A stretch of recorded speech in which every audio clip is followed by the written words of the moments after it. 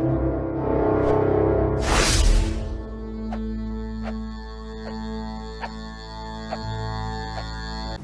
guys, I'm Filmmaker Tash, and this is Will. Well, where did we meet? Where did we meet? We met on set. No. You were on my Instagram. Yeah, I don't even know how I come across your No, you really need to remember how you met. Really? So no, I remember. So you was on my Instagram, and I was about to film my film Time to Collect. Yeah. And I needed actors, and I was looking for. I know a lot of black actors. I needed, to mix it up a bit. Yeah. And then Will, you were one of the white actors on my Instagram. So then I was like, I think I put out something, and you replied. Yeah, but I don't know how I saw your page. I don't know how I come across your page. Maybe I've got mutuals. Yeah, maybe. I don't know. But yeah, I saw your thing. Maybe. I like the look of it. I was like, yeah, boom. Thanks. Yeah, no, I want to go for that. Yeah, and then you came. You was on time. Well done. We like professionalism. Yeah. And then you did your scene. You smashed it. Yo, I come prepared. Yeah. I was actually a bit surprised at how good you was actually. Oh, look, I'm not gonna shut lie. up. No, I'm not gonna lie. Stop it. I didn't really I was thinking, oh God, because to be honest, I didn't even ask for any type of previous footage. No, I know. So that's not really that's not really good on my part, really. Nah, but I could tell. It just looked like I just got a professional vibe off you, innit? I know. I just seen your. I can see when. I can see when I can recognise when like an up and comer is. You get a lot of up and comers in this industry. Some are proper fake and full of shit, and some are real, and you can tell the real ones. You know what I mean? So no, it looked proper. That's good. I was excited to get involved. And then we filmed it, and now I just want us to take over the world. Okay? So why don't we start from the beginning before we come forward? Okay. So do you remember your first acting role? Was you like 11? No, 11 doesn't count. I can remember. So this is a little story actually. So what I can remember. So I've been acting since I was like 8. I'm in community theatre. So I'm from Ealing, West London. And where I'm from, there's a big amateur theatre, community theatre called the Questers Theatre. It's known as Europe's largest community theatre. It's got a very good reputation in the industry. Check it out if you haven't done already. The Questers Theatre. The in Quester. Ealing. Yeah, Questers. Questers. Okay.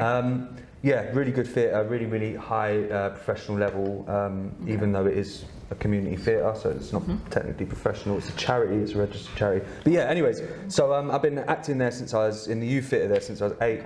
Okay. First show I ever auditioned for was Roald Dahl The Twits at Questers, and what happened was I didn't get the part. I was really young, and I lost out to one of my best mates at the time. He got the part, so I was really gutted. Okay. I ended up booking a holiday to Butlins and that with my family. I was really young. As you do. Yeah.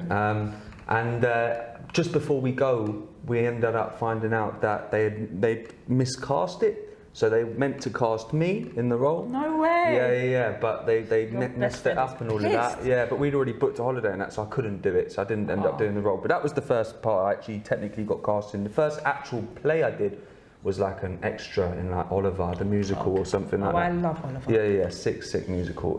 So you were just one of the So I was one of the workhouse boys and the junior company members. But that was another sick, high level Christmas show at Questers when I was proper young. This is going way back. So I've done a lot of shows at Questers, and that's where I kind of honed my craft. That's where I really built a hunger for. So does that mean that you went to college?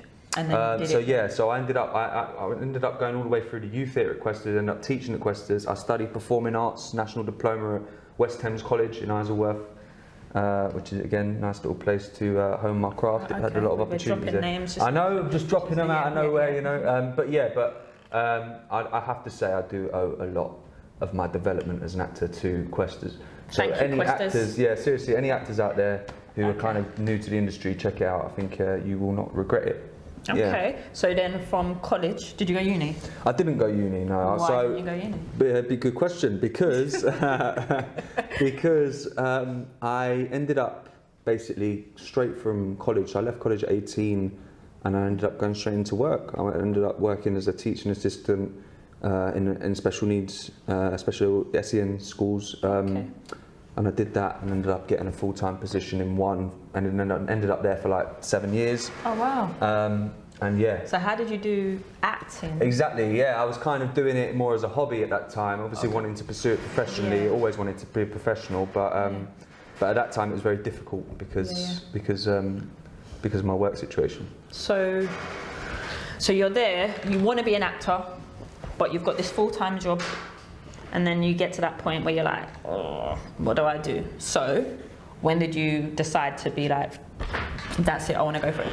So like 3 years ago, I quit my job in the school, and I ended up basically thinking I could go and conquer the world and be the next Hollywood actor. Mum say? My mum was she was pretty pissed, to be honest. She's always been about like stability, and like she wants she doesn't really understand. She's always been supportive, don't get me wrong, she supports what I do, and you know, my brother's a rapper, she supports him as well. But your brother's a rapper? Yeah, but she has always got that stability in mind, that that you need a job that's stable and all of that. So yeah, she was a bit pissed off, to be honest, when I quit. But in my mind and in my heart, I thought it was the right thing to do at the time.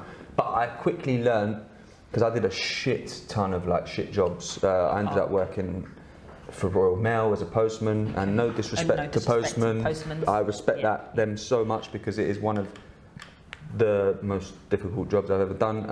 I've done a lot of like random little jobs. Like I worked for this like flower company, trying to get people to like sign up to these flower things. I did all these random stuff. But trying to find that, what. But a postman's early in the morning, so that's. You think that?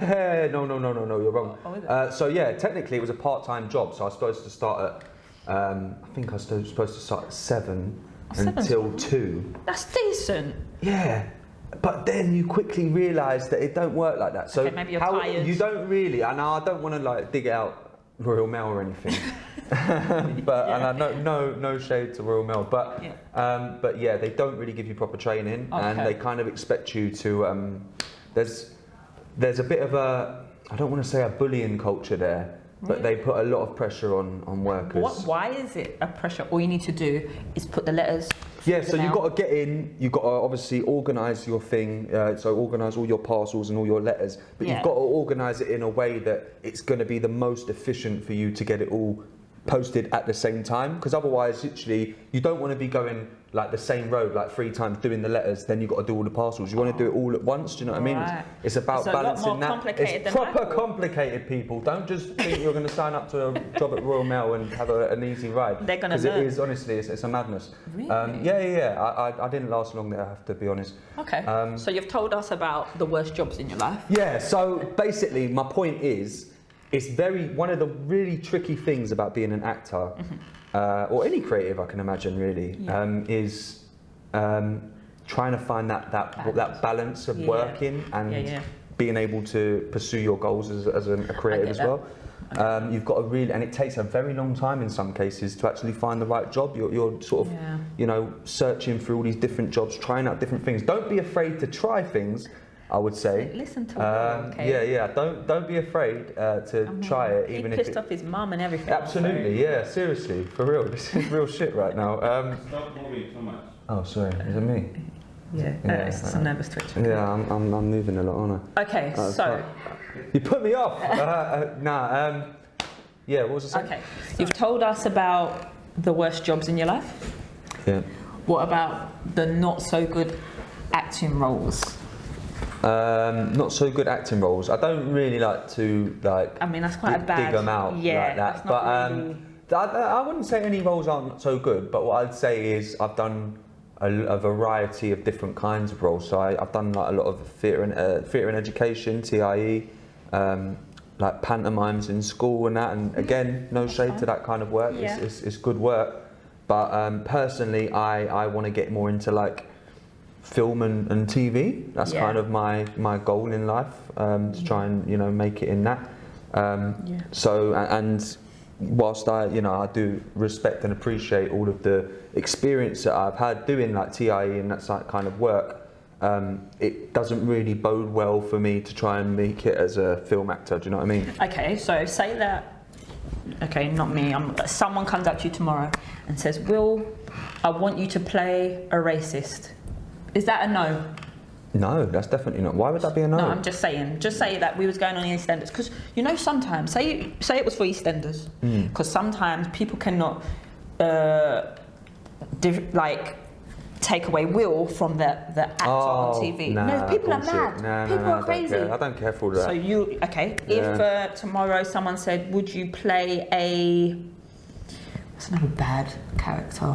Rapist. Rapist, that's a good one. Yeah, racist and a rapist. Yeah, you don't mind a rapist? No, I don't. That'd be Listen, really good, actually. Yeah, no, listen. I have no qualms about playing any role. That's the thing about acting. You're not. You kind of you're never playing yourself. This is the thing. I do a podcast, and the last person I had on my podcast is a comedian, stand-up comedian. Yeah.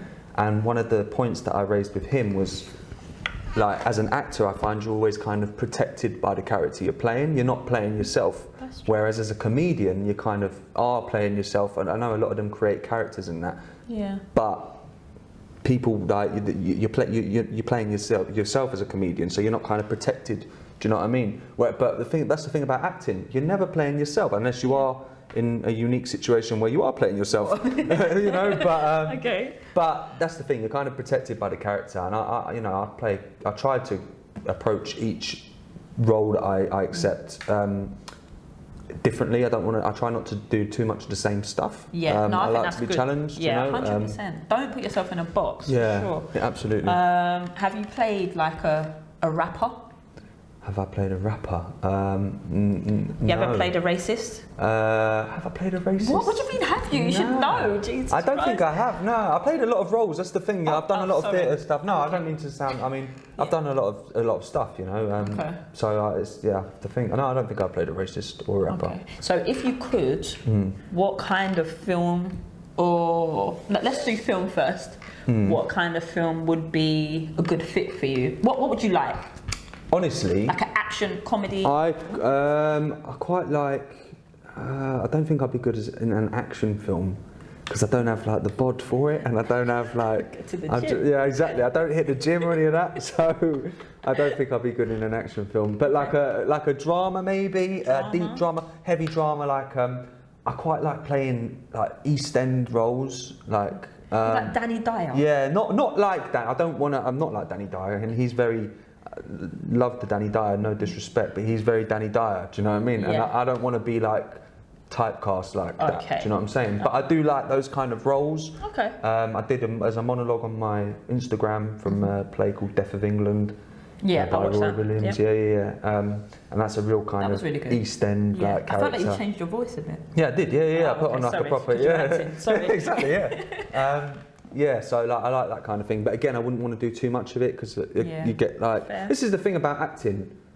You very easily, if you do too much of the same stuff, you very quickly become associated with that. It's so true. So you've got to really be aware of the roles that you take on, I think. So you're thinking like a drama? Yeah. Drama. What about like a comedy? No. I do comedy. Yeah, I do quite a lot. I've done quite a lot of comedy. Do I think I'm funny? Tell me a joke. Nah, don't do that. Okay. No. I hate when people say that. Yeah, no, like, I hate that. It's too much pressure, man. Yeah, I don't think I'm naturally that. I'm not naturally funny, but I think I'm I can. naturally funny. Yeah. Yeah, I'm just. Don't ask me to tell you a joke because too much pressure. Yeah. Anyway, but so drama. Yeah, I do like one of my favourite shows. I think a lot of people's favourite shows is Breaking Bad. No, it's not mine. No? Well, No. I think it's sick. Okay. Yeah, so something like that, obviously that would be levels. Okay. Yeah, that would be sick. So we can do. Yeah, but we can. obviously you're now, just to switch the subject onto you, you're now like, you're doing your thing, directing. I mean, I'm trying. Yeah, I'm not acting. No, but you're, on EastEnders and all of that. So my point being, obviously I'm hoping that maybe something is going to come from that one day. You never know. Me too. But, fingers crossed and all of that. But you're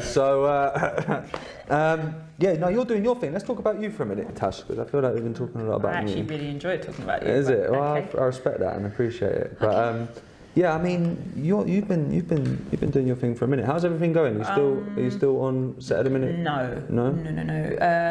It's finished. It was like a short block, 4 episodes. Okay. Those episodes will be out. It's from New Year. So the week after New Year. Swear. Yeah. No way. But anyway, okay. just watch this space, guys. Yeah, And, that is mad. Okay. But it was a great opportunity. There's been lots to come from it, and it's just, you know what, COVID quarantine period. It just made me think, like, what do I really want? And I think it's like TV would be amazing. You know, like. Yeah, but you're kind of getting there, like. Yeah, but that's what I mean. Like, but it's not easy. You've really got to you've got to find these opportunities. But I'm also very big on ownership and developing like shows, new shows, and like I would love if I could produce a show that could be the new thing that everyone's like, did you watch? Blah, blah, blah. Of course. That would be amazing. You know, it's great to be on other people's shows, but the aim is to produce my own. Yeah, and I mean, how far off do you think you are from potentially achieving that? Do you know why? Because everything I've done so far has literally been like it's been happening without me really. Well, I tried. What I mean is that I didn't plan on all these things happening. They kind of just happened, and I was like, yeah, and then that just had a knock-on effect. And so I don't know how far away I am, but I'm not going to stop. No, until I get there, that's for sure. So all I'm doing right now is writing, developing my writing, and just being able to like think long term. Like, I think one of the biggest mistakes I made with Growing Pains is that I thought I was only going to do 1 series. So when that first series was done, it was like, oh, I didn't think about character development. I was like, oh shit. But then, I tried my best to just carry on. But I definitely think like knowing that, like, don't put a limit on yourself. I don't know why I thought that I would only do 1 series, but that was like a limited series type thing. Yeah, I don't know why I did that to myself, but yeah, I did. I mean, I forgive me for not really staying like completely up to date with Growing Pains, but where's it at the minute? So season 3, that finished. It finished in January of this year, and I feel like right now Growing Pains has done a great job. Now I want to be at a stage where I want to take it to a bigger platform. Right. We could all produce things. No disrespect to YouTube, but we could all just keep doing it like that. I don't want to just become a show that is known for just being on YouTube. I wanted to at least give it a go and see because I was in conversations with Channel 4 just before lockdown who liked Growing Pains. But then furlough happened to people. The people I was talking to went on furlough, and it just was like, oh no. So let's see what happens when Corona's over. I don't see why we can't pick up those same conversations and develop it. Yeah. So that's where Growing Pains is at the moment. It's kind of like, I want to make sure when we come back, it's bigger and better, and because I just feel like it deserves that. Right. Yeah. It deserves that. It's different. It's not like, I feel like, because my main focus is about talking about social issues, and around a lot of the younger generation, and so I just feel like it has a lot of life, and I don't want to just keep trying to do this thing by myself. I think it deserves more people to develop it. Yeah. So that's where it's at. 100%. And did you say that you're doing a feature as well? Yeah, so I just finished writing a feature, but again, it's like, okay, I need to come up with like, the next step would be to like cast it and figure out like the budget and stuff like that. So I've been able to produce 2 films independently, but now it's like, how do you get to the next level? What's after Amazon Prime? The thing is, there's not like, this is actually a valid point, there is no like handbook that says like, this is how you do it. Do you know what I mean? Like, there's none of that. Exactly. We need to write this fucking shit, but there's no like one way in. Do you know what I mean? There's so many different routes, and that's why some people get lucky and they manage to like do it the quick way. I don't know how. Do you know what I mean? It's like they do one project and suddenly they just blow up overnight. Some people like myself have been out here doing it for fucking years and still not really blowing. Do you know what I mean? It's true. It's like there's no guide to this shit. So you're right. What is the next step? Yeah. How, you know, I don't know. I don't have the answers, but I don't. just got to keep grinding. That's the one thing I do know. Yeah. Is we've got to And be I think consistent. kind of what you said, it makes people start doing like ridiculous things they're trying to get that click. They'll do something like so ridiculous just to go viral. Yeah. And it's like, I'm not really about all of that, like TikTok and all that. I don't know. No disrespect to people that do it. I you know, it's a grind. I get it. But for me, like, I don't get when like actors kind of try and get on that to like build their profile. I'm sure it does work for some people. So if it's worked for you, like, well done. But I don't really get it for me. Do you know what I mean? I think everybody, that's what I mean, everybody's trying to figure out their way in. I think if for their morals, if it's okay for their morals, they'll do it. But yeah, it's not really my thing. Nah. I wouldn't want to do, like, a lot of people say to me, oh Tash, like, if something's hot, for example, say something happened in the news, I often get messages saying, Tash, why don't you do a film about this? And it's like, I could do a film about something I don't really care about, but it's not me. Yeah, 100%. It's not in me. I want to like. Yeah, like you can't just. I don't want to just do things for the sake of doing it. Yeah. Do you know what I mean? Absolutely. Like, no, I it's just did. not in me. A friend of mine. I won't say what play, but we did a play. He directed it, and I was in it fairly recently. And it was a case of him being. Now he never does this. He usually chooses the play that he directs himself. Yeah. But in this case, he was kind of handed it and agreed to do it. I won't say what the play is, but you know, sort of throughout that experience, we both learned that you should never just take something that you're handed. You But should what was always, wrong with the play? Nothing. It's just it wasn't his usual thing, and and you kind of. When you dedicate yourself, because these things take time, creating a play takes time, you know, rehearsing, it's like a 3-month rehearsal period. It's a big commitment, no matter what medium you're doing, you know, film, TV, whatever. So to commit yourself for that length of time, you've got to really be passionate about what you're doing. You've got to really want to do it, and it wasn't really the case for this. So I've learned, do not just do things for the sake of it. Do it because you really want to do it.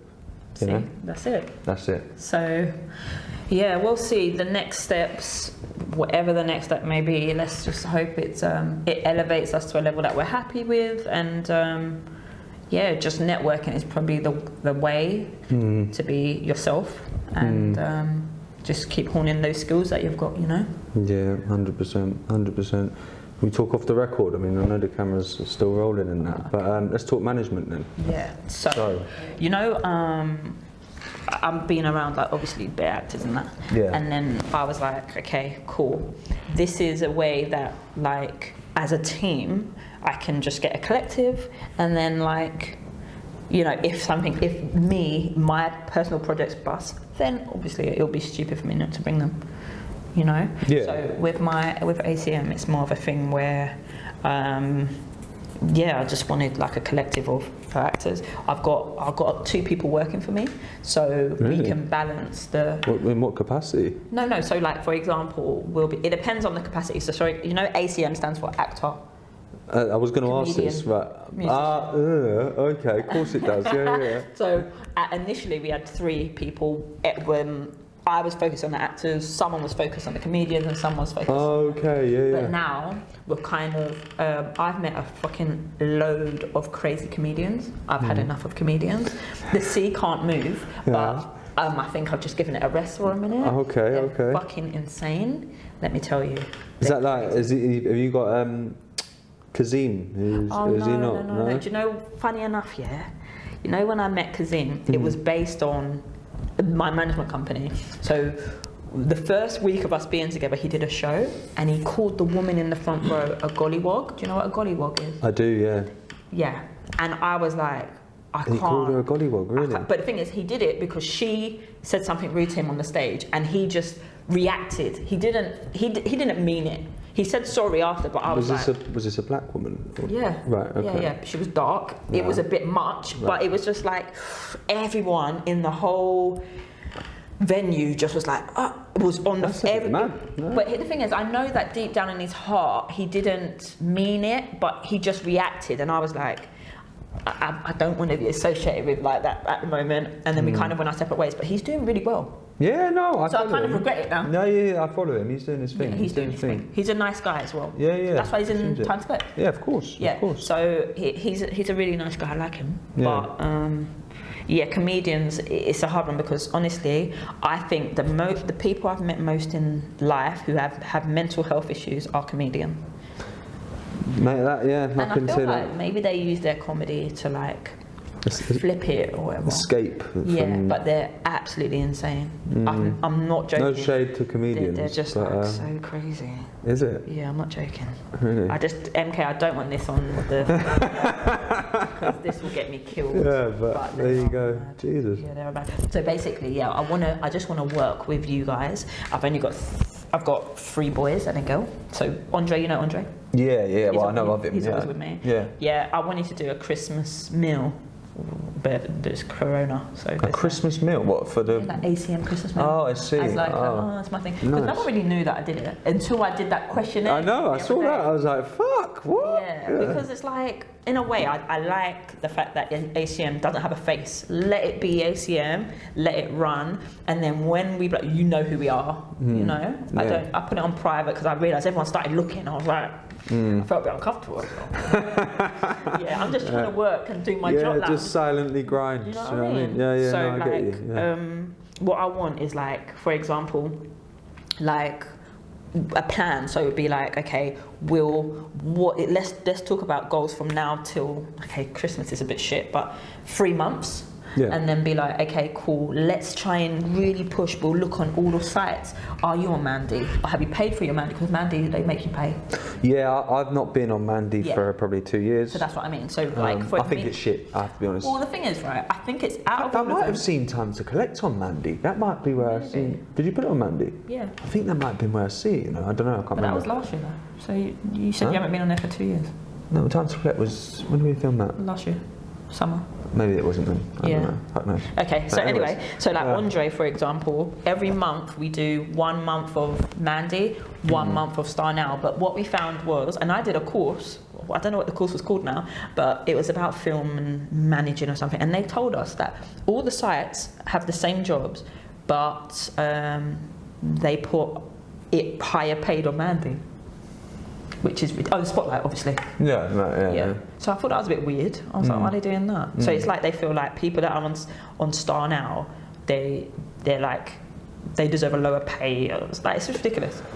Yeah, there's a lot of snobbery in the industry, innit? I think people generally, you don't really get as much you don't really get as much like considered as serious if you're not on Spotlight. Do you know what I mean? Yeah, I get that, There's I a get bit of a that. snobbery I've there. noticed that. That's And why I it's was so like, how did difficult you to get get on on. there? How did I exactly? Fucking so difficult to get on Spotlight. Do not be disheartened if you can't get on there because it takes No, but everyone's fucking years. I know, but honestly, I got my agent. She got me a panto job. I think. Do you know what? Getting on, you need four professional credits, and that can be basically they don't consider short films or music videos or anything like that, web series. They don't consider that a professional credit. So a professional credit is a TV show, a film credit, a play. Was you in a film? Is that how you No, got it? no, definitely not. I was in did theatre and education, TIE, and Okay. what else did I do? Yeah, just a couple of little projects that I did that I kind of worded it to make it sound like I was doing, better than I was at the time. And that's how you get on Spotlight, basically. You've got to really be fucking clever about how you word things. Yes, it's just very difficult. But then once you're on, I guess it's kind of like, well, I'm on now, you know what I mean? Let's crack on with it. Yeah. So there's 2 things that came to mind. Would you do an American speaking course? Yeah. Yeah, I mean, it's a bit random, I know, but what it is that like, that would, it separates you a little bit. Yeah, I think I'm quite good at American accent, but yeah, I'd do a course. Like, it's not that like, you technically don't need to do a course. If you could do it by yourself, you could just speak different, like American is in, not like South or like, you know, or even General American, yeah, general, like- that would be good. But Okay. that could take you somewhere. I'd fucking do that. Yeah. So like basically what I'm saying is like it's just setting a plan and like working together to navigate this industry, Mm-hmm. you know, Yeah. and trying to do it as with a bit of a team behind you. You know, it makes you look a bit more credible as well. Yeah. I know.